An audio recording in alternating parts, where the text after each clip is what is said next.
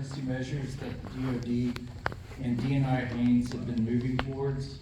It has been noted by a former agent of the Air Force Office of Special Investigations that the UFO incident involving Betty Cash, Vicki Landrum, and Colby Landrum is still classified. As a child, I was within 2 miles of this incident that occurred in my community near New Caney, Texas in December of 1980.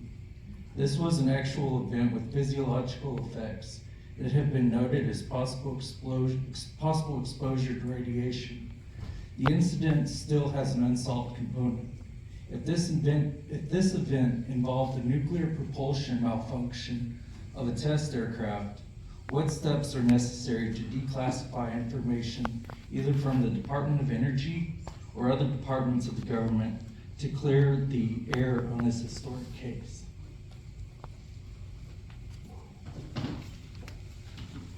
Well, I can just say that thank you for the question. I'm not familiar with that. It's the first we've heard of that. You can send an email. I didn't catch the name and everything. But look, I think there's been a lot recently said, and it's been covered in the media about the efforts of the current administration and the past administration to get to the bottom.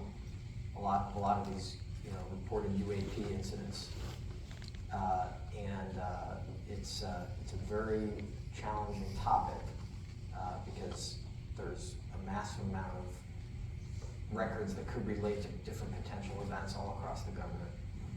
But I'd appreciate if you just send in that name. Thank you.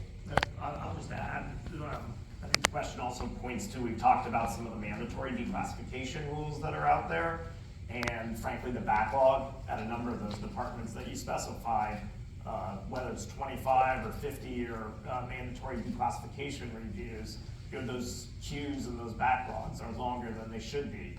So, those records, to the extent there are records relating to something, should be subject to mandatory declassification reviews for those kinds of timeframes. There's other things in terms of MDR requests that can be made from the public to the departments, and of course FOIA being a very powerful tool, particularly for older records. So it does bring up the larger subject and the importance of transparency and why it's important to clear those backlogs and adhere to the rules on mandatory declassification review.